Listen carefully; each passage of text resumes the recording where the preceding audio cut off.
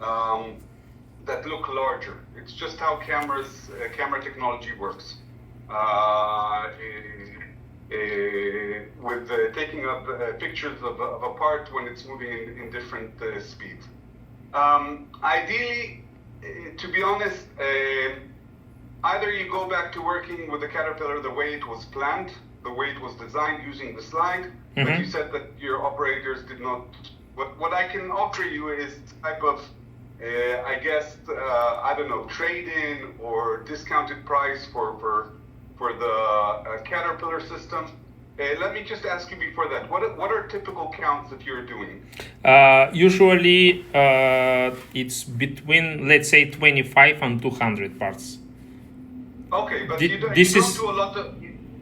do a lot of counts that are 1,000, 2,000, No. 5,000 parts. No. Okay, so basically the Caterpillar is the best ideal option for this type of operation, and I'll explain to you why. And also, just give me 1 second. Set up the camera properly. Okay, now I can see what I'm showing. It was previously smaller.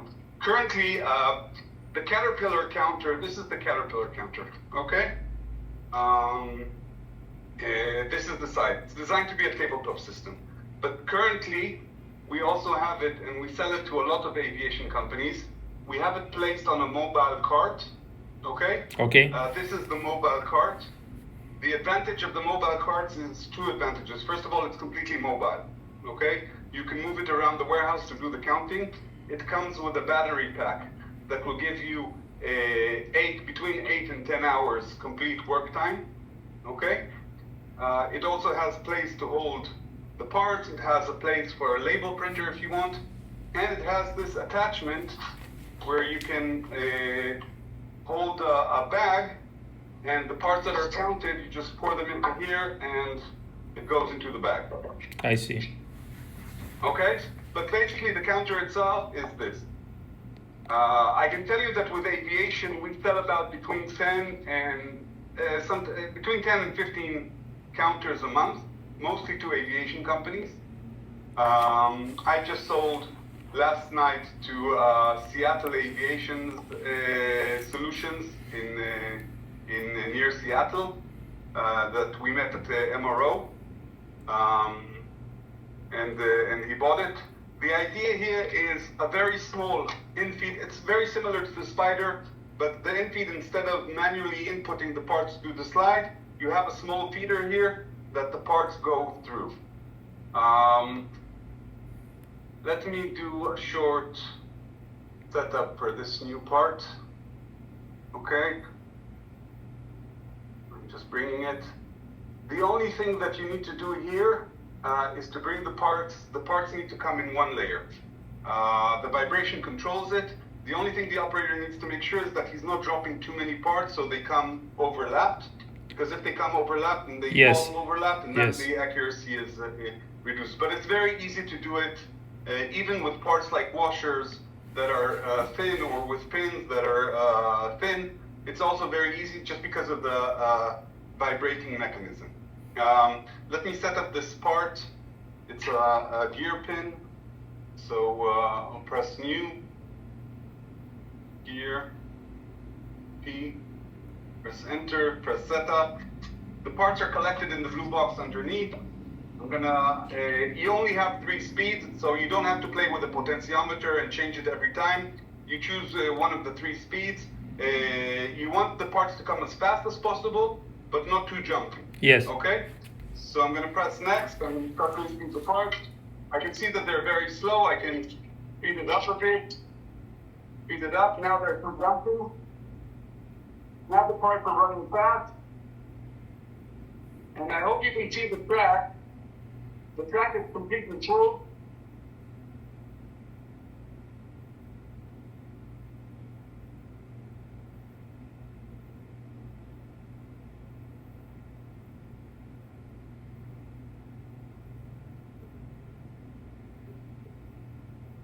Okay, press save. That was the setup. I finished the setup. Okay, now also the setup process is also a bit faster for most types of parts compared to the Spider because they're coming in a higher volume. It's also a Yes. wider track compared. So the entire process is faster. Now you can do a free count to count the total amount you have. For example, let's count everything I have here. Press start.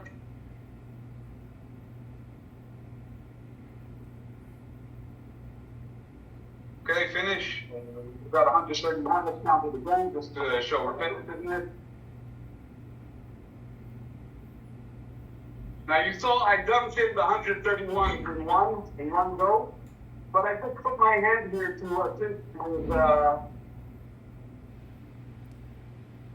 Okay, again 131, just to show the accuracy. Now let's say I want to count a 4 bags of 100. Okay, I can press start.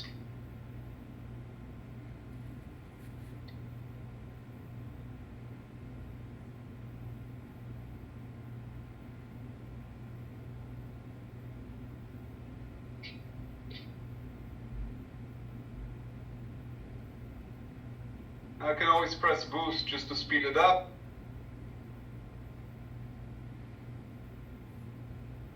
And waiting for the last one to fall.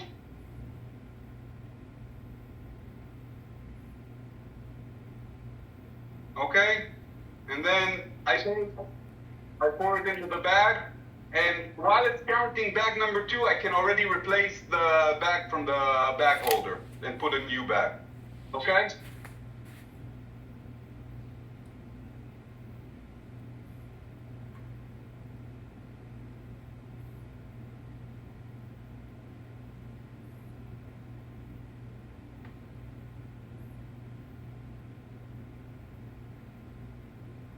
Okay?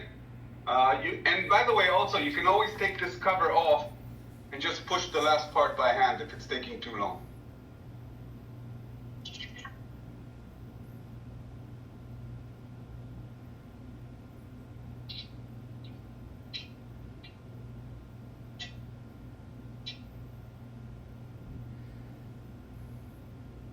Now, I wanted to show you what happens in a situation when, let's say, okay, 2 extra fell in. It will show you 2 extra fell in. Now you have 2 options. You can either count everything again, or just take 2 out. Okay? Take 2 out, and you know you have 100, pour it into the back, and move to the next count. But if you want to do this, the system gives you a reminder to remove the overfill. The operator needs to press confirm that he did that, and only then he can do the last bag. Okay.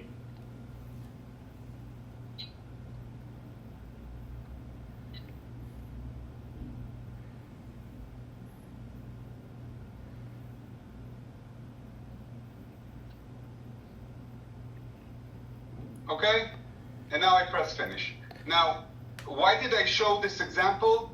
Because, and once you finished, you can just press empty and move to the next count. Okay, so it's a very fast and easy process. So What this I wanted is to show you- this is Uh, a one- completely one- new machine, right? It's Yes. cannot, like, we cannot take the Spider part from our machine and put it inside the frame here. No, this has all the algorithms of controlling the speed, the rate of the parts, and controlling when you want to do target count. I understand. If you add an external feeding mechanism to the counting head itself, it will work for you. But I don't know. I can't tell you to do this because I don't know how you control the speed, how you control the stopping, and everything. Yes, Then yes, if you yes. feed the parts. But what I wanted to show you, and this is very important, everything is recorded. So for example, we did 4 bags of 100. You can see that bag number 3 had an overfill of 2, and the operator pressed confirm. And you can also have users here, so you know exactly which user worked on the machine and did what count. So you have full traceability of the entire process. And on top of being able to print a label, you can also have pull out full reports of every count that you did and every description you will have in the system. So there's full traceability, not just of the counts itself, but also on the process of how you worked with the machine. So for example, if I didn't, let's try and trick the machine. Let's see if I can purposely give an error, or an accuracy error. Okay? Yeah, I'm gonna overfill the track purposefully. Okay?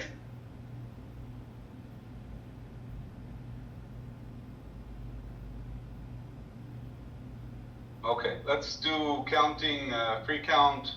Let's start.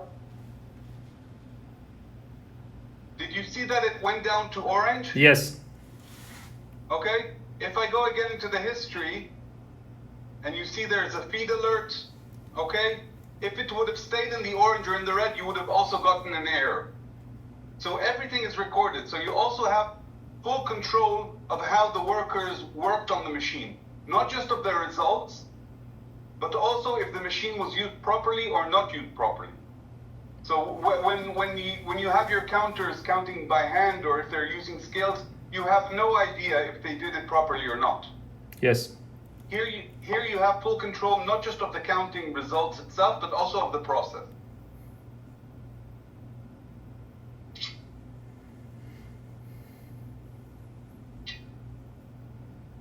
Now, again, just to get back to the main point, I understand that you wish that it would be possible to use the system you have to make some configurations and to add. So, yes. This is a newer system. It was developed after you bought the Spider, of course. It's a newer system. I can tell you that it's our most sold system in the history of the company. So once we came out with this, especially with the aviation groups, Lockheed Martin have over 50 of these installed. Companies like McMaster Carr have also something like around 40, 50 units. Boeing Distribution also. Raytheon, Collins Aerospace. Now I'm doing a visit towards the end of the month, and I'm installing 2 of these units at Airbus near Washington Airport. So a lot of aviation. SpaceX also. I would like to tell you, yeah, just take the simple spider head and add some type of vibration, but I can't tell you this because I have no control on how you would feed the parts. Yes, I understand. So can we just return back on the previous setup?